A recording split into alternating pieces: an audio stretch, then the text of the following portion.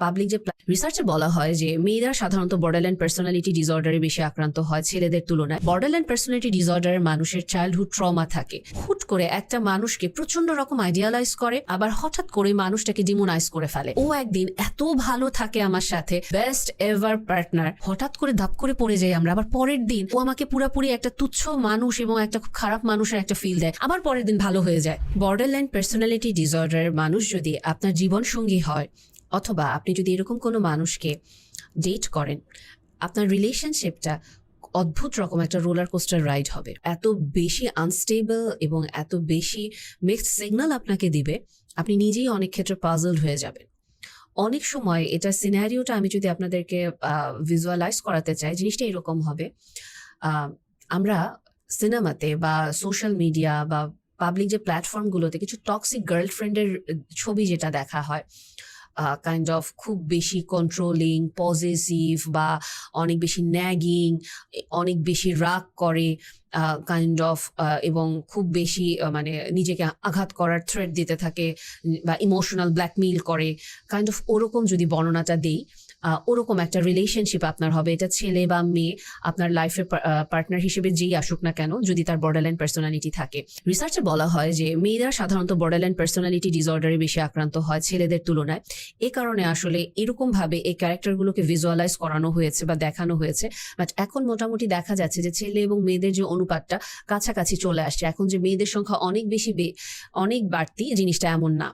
Borderland personality ডিসঅর্ডারের মানুষটাকে কিন্তু ultimately বলা হয়, ওনাদের যে কোর সিমটমের ভিতরে একটা থাকে আনস্টেবল রিলেশনশিপ। সো এই কারণে আসলে আজকে টপিকটা নিয়ে কথা বলছি, কারণ একজন মানুষ যখন আসলে এই পার্সোনালিটি ডিসঅর্ডারটি নিয়ে থাকেন, ওনার লাইফে যেই মানুষগুলো আসেন তারা আসলে অনেক বেশি সাফার করেন, এবং যিনি আসলে এই বর্ডারল্যান্ড পার্সোনালিটিতে আক্রান্ত বা যিনি এটাতে সাফার করছেন, উনিও কিন্তু পার্সোনালি অনেক বেশি সাফার করেন। এবং জিনিসটা কি দেখা যায় যে আমি যদি আস্তে আস্তে ভেঙে ভেঙে রিলেশনশিপটাকে আপনাদের সামনে ব্যাখ্যা করি, প্রথমত এই মানুষগুলোর ইমোশনাল ইন্টেন্সিটি অনেক বেশি থাকে এবং সেটা নেগেটিভ ইন্টেন্সিটিটা অনেক বেশি। যে কোনো একটা ঘটনা ঘটলো, সাথে সাথে তার ভেতরে ওই ঘটনাটার কমপ্লিট নেগেটিভ যে ইন্টারপ্রিটেশন তার মাথায় ওটা কাজ করবে, এবং ওখানে সে কোনো পজিটিভ ইন্টারপ্রিটেশন আনতে পারবে না, এবং ওটাতে সে একেবারে ডুবে যাবে এবং তার মনে হবে যে এখান থেকে ভালো কিছু হতে পারে না, হওয়া সম্ভব না, আমার লাইফে সব সময় খারাপ কিছু হয়ে এসেছে। কারণ বর্ডারল্যান্ড পার্সোনালিটি ডিসঅর্ডারের মানুষের চাইল্ডহুড ট্রমা থাকে, ফ্যামিলিয়াল ডিসহারমোনি থাকতে পারে, সে ছোটবেলাতে বিভিন্ন রকমের প্যারেন্টাল কনফ্লিক্ট বলেন বা বিভিন্ন রকম আনস্টেবল সিচুয়েশন হয়তো সে ফেস করে এসেছে। এমনও হতে পারে আপনার জীবনসঙ্গী সে যখন, তখনও তার জীবনে ওরকম আনস্টেবল সিচুয়েশন আছে। সো ওই সিচুয়েশনগুলোর কারণে তার সবসময় মাথায় নেগেটিভ যে ধারণাগুলো থাকে, বা যে কোনো একটা ঘটনা ঘটলে তার কাছে মনে হয় এখান থেকে ভালো কিছু হওয়া সম্ভব না, এবং আপনাকেও সে ঠিক ওই থিঙ্কিং প্যাটার্নটাই প্রজেক্ট করবে, এবং আপনি হয়তো ভাববেন যে এটা তো এত সিভিয়ার কিছু না, বাট ও এত নেগেটিভ কেন হয়ে যাচ্ছে, এবং সেখানে হেল্পলেস, কারণ তার প্রসেসিংটাই এরকম হয়ে গিয়েছে যে তার ছোটবেলা থেকে আস্তে আস্তে করে বড়বেলা পর্যন্ত সে সবকিছুতে আসলে নেগেটিভ রেজাল্টই পাচ্ছে, এবং আলটিমেটলি সে হয়তো কখনো থেরাপিতে যায়নি বা সে জানে না একটা ঘটনা থেকে কিভাবে ভালো জিনিসটা বের করে নিয়ে আসতে হয়। এবং এর পরবর্তীতে আরেকটা জিনিস যেটা থাকে, যে ওনাদের মানে একটা টেন্ডেন্সি খুব বেশি থাকে যে ওনারা হুট করে একটা মানুষকে প্রচন্ড রকম আইডিয়ালাইজ করে, আবার হঠাৎ করে মানুষটাকে ডিমোনাইজ করে ফেলে। জিনিসটা এইরকম, আজকে ওনার আপনাকে অসম্ভব ভালো লাগছে, আপনার মতো বেস্ট এভার হিউম্যান বিইং কেউ হতে পারে না, আপনার সব কিছু সুন্দর, আপনি কিভাবে হাসছেন, আপনি কিভাবে হাঁটেন, আপনি কিভাবে বসেন, আপনি কিভাবে খাচ্ছেন, আপনার সব কিছু ওনার কাছে সুন্দর লাগছে। ইনফ্যাক্ট আপনি যদি কোনো উইয়ার্ড বিহেভিয়ারও করেন, ওটাকে ওনারা বলবে যে অসম্ভব সুন্দর একটা জেস্চার, আর্টিস্টিক জেস্চার আপনি ওনাকে দেখাচ্ছেন। আবার একইভাবে ঠিক হঠাৎ করে আপনি দেখবেন কালকেই যে মানুষটা আপনাকে এত ভালো বললো, আজকেই সে আপনাকে হঠাৎ করে বলছে তুমি এভাবে খাচ্ছ কেন, তুমি এভাবে হাসো কেন, তুমি এভাবে কথা বলো কেন, তুমি কোনো ম্যানার্স জানো না, এরকম উদ্ভট কাজ করো কেন। কাইন্ড অফ আপনি তার লাইফ একটা ডিমন হয়ে গিয়েছেন, এবং আপনি জানেন না আমি কি করলাম যে কালকে আমাকে তোমার এত ভালো লাগলো, আজকে তুমি এরকম করতেছো আমার সাথে। এবং আপনি কনফিউজ হয়ে যাচ্ছেন যে আসলেই তো জিনিসটা কি, মানে কি হচ্ছে। এবং অনেক ক্ষেত্রে এই যে একটা দেখা যায় আইডিয়ালাইজেশন এবং ডিমোনাইজেশনের যে একটা প্যাটার্ন, একটা ব্ল্যাক অ্যান্ড হোয়াইট থিঙ্কিং, যে একটা মানুষ হয় ভালো হবে না হলে খারাপ হবে, ওনার ভেতরে ভালো এবং খারাপ মিলিয়েও যে একটা মানুষ হতে পারে, এই থিঙ্কিং প্যাটার্নটা ওনার ভেতরে নাই। এবং উনি এই কারণেই হঠাৎ করে আপনাকে উনি ওনার জীবন থেকে বাদ দিয়ে দিতে চাইবে এবং উনি আপনাকে বলবে যে না, তোমার সাথে আমার রিলেশনশিপ করা সম্ভব হচ্ছে না, সো বেটার উই কুইট। এবং আপনি ক্লুলেস হয়ে যাবেন যে কি কারণে ও সম্পর্কটা ভেঙে দিতে চাচ্ছে, আমি কি করলাম। এবং তার ওই যে মাথার ভিতরে নেগেটিভ ইন্টারপ্রিটেশন, এবং তার অলরেডি এটা টেন্ডেন্সি যে সে ব্ল্যাক অ্যান্ড হোয়াইট থিঙ্কিং এ থাকবে, এ কারণেই আপনার কোনো কিছু একটা তার প্রচন্ড খারাপ লেগেছে।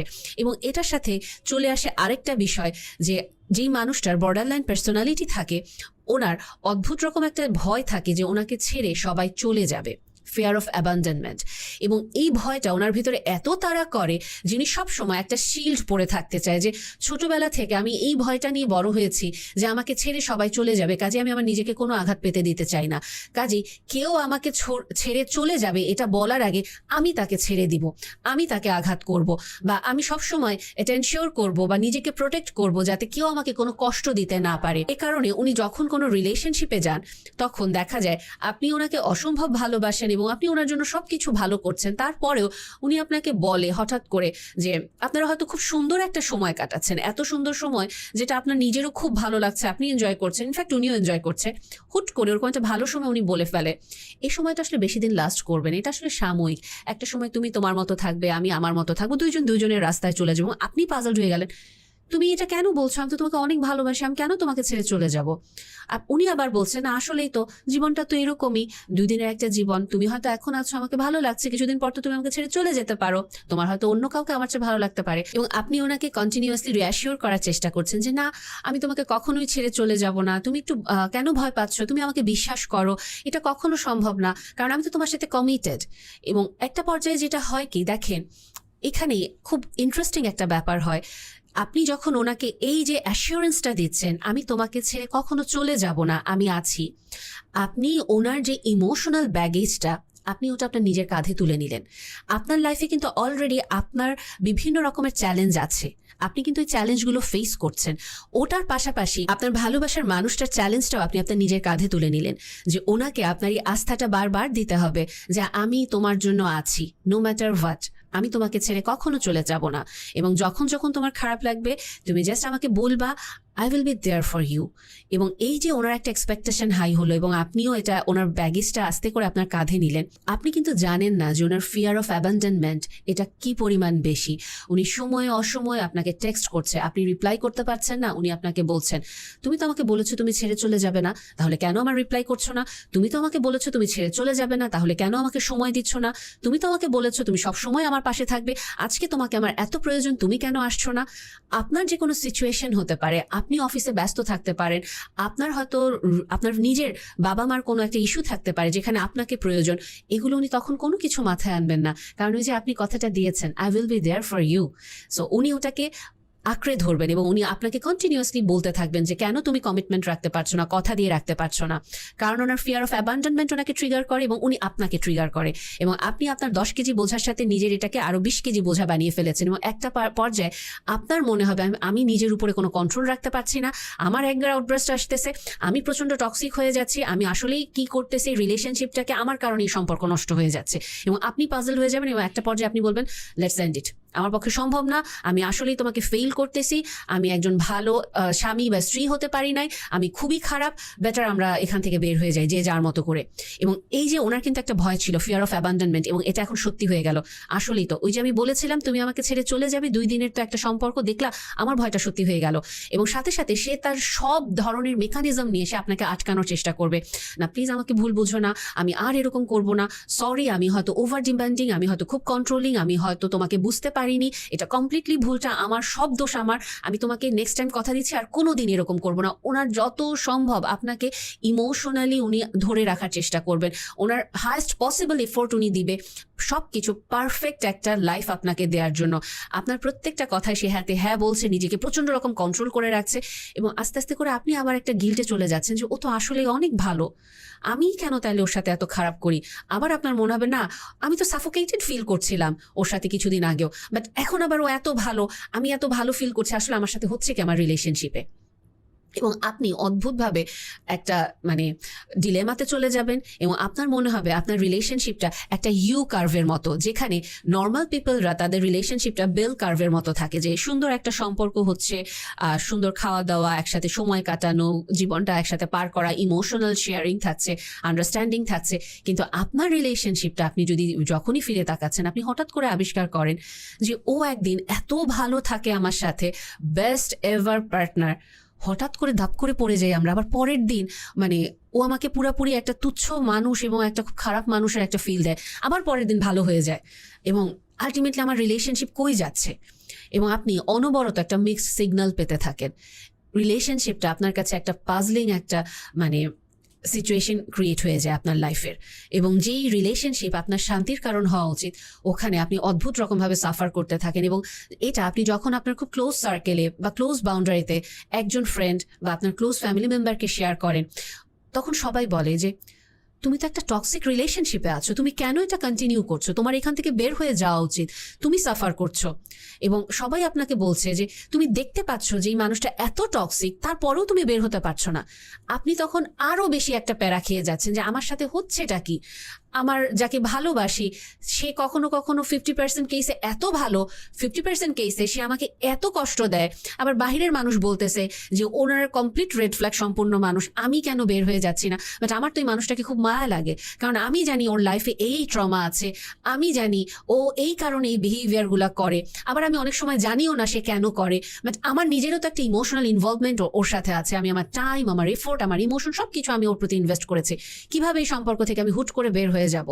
সো আপনিও অদ্ভুত রকমের একটা মিক্স সিগন্যাল আপনার পার্টনারের কাছ থেকে পাচ্ছেন, আপনার ক্লোজ বাউন্ডারি থেকে পাচ্ছেন, আপনার নিজের ভেতর থেকে পাচ্ছেন, এবং আপনি একটা মানে ডিলেমাতে আমি কি করব এবং এই রিলেশনশিপে আমি কি করছি আসলে। এবং অনেক সময় আপনি যখন দেখেন আপনার পার্টনার যার বর্ডারলাইন পার্সোনালিটি আছে, ওনার অ্যাগ্রেসিভনেস এত বেশি যে এটা আপনাকে পেস্ট অফ করে ফেলে। উনি হুট করে প্রচন্ড রকম ভালনারেবল হয়ে যাচ্ছে, নিজে সুইসাইডের দিকে চলে যাচ্ছে, রেগে গিয়ে আপনাকে চূড়ান্ত পর্যায়ের অপমান হয়তো সবার সামনে করে ফেললো। এবং আপনি যখন ডিসিশন নিতে যাবেন যে আমি চলে যাব, উনি বলছেন উনি মারা যাবেন, উনি নিজেকে সেলফ হার্ম করে ফেলবেন, আপনার তখন আবার ভয় লাগে ও যদি আসলেই নিজেকে কিছু করে ফেলে, এবং আমি দেখেছি তো নিজের হাত কেটে ফেলে বা ওই কাজগুলো করে, আপনি তখন আরও নিতে পারছেন না। এবং উনি যখন, আপনি হয়তো একটা জিনিস মিনও করেন নাই, আপনার মনে ভুলেও ওরকম নেগেটিভ কিছু নাই, কিন্তু উনি অ্যাজিউম করে বলছে, উনি আপনাকে সন্দেহ করছে, মেবি তুমি অন্য কারোর প্রতি ইনভলভ হয়ে যাচ্ছ, মেবি তুমি আমাকে ভালোবাসো না, আসলেই তুমি ওই দিন এরকম একটা কিছু করে আসছো আমি জানি। আপনি পাজলড হয়ে যাচ্ছেন যে ও আমাকে বিশ্বাস করে না কেন, এত সন্দেহ কেন করে। আবার ও যদি আমাকে এতই সন্দেহ করে, ও যদি আমাকে বিশ্বাসই না করে, তাহলে আমাকে ছেড়ে যায় না কেন, আমাকেই কেন সে বারবার আগলে রাখে বা আমাকে কেন শক্ত করে ধরে রাখে। একটা রোলার কোস্টার রাইড আপনাকে কন্টিনিউয়াস একটা আনস্টেবল ফিলিং দিতে থাকবে, এবং আপনি ভাববেন এই সম্পর্কটা যেখানে আমার শান্তির হওয়ার কথা ছিল, এটা আমার সম্পূর্ণ সব শান্তি নিয়ে যাচ্ছে আমার কাছ থেকে। সো বেটার এই সম্পর্কটা থেকে আমি বের হয়ে আসি। ও ভালো একটা লাইফ পার্টনার ডিজার্ভ করে, আমিও ভালো লাইফ পার্টনার ডিজার্ভ করি, আমি এই সম্পর্কটাতে থাকবো না। এবং আপনি যখনই এটা বলেন, তখনই আপনার পার্টনারের যার বর্ডারলাইন পার্সোনালিটি আছে, ওনার নিজের সেন্স অফ সেলফ খুবই আসলে কম। আপনার চোখেই তো উনি ওনার নিজেকে দেখে। সো যখন আপনি বলেন এভাবে, তখন সাথে সাথে ওনার নিজেকে মনে হয় আমি পৃথিবীর সবচেয়ে খারাপ মানুষ এবং এই পৃথিবীতে ভালো থাকাটা আমি ডিজার্ভ করি না। এবং উনি আবার যখন এই ভালনারেবিলিটিটা আপনার সাথে শেয়ার করে, আপনি জাস্ট অ্যাজ এ হিউম্যান আপনি ওনাকে হয়তো এম্প্যাথাইজ করেন যে না তুমি এতটা খারাপ না, তুমি আসলেই ভালো মানুষ, তোমার হয়তো কিছু ইস্যু আছে যেটা আমরা একসাথে থাকতে পারছি না।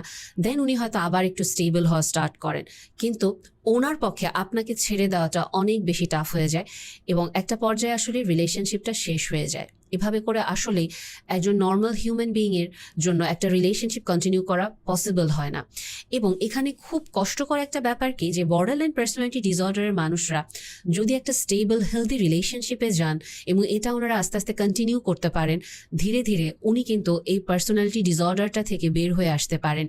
এবং যখন একজন মানুষের বর্ডারলাইন পার্সোনালিটি ডিসঅর্ডার থাকে, যেহেতু ওনার একটা প্যাটার্ন আছে যে ওনারা খুব আইডিয়ালাইজ এবং ডিমোনাইজ করেন, একজন মানুষকে আজকে প্রচন্ড ভালো তো কালকে অসম্ভব খারাপ লাগে।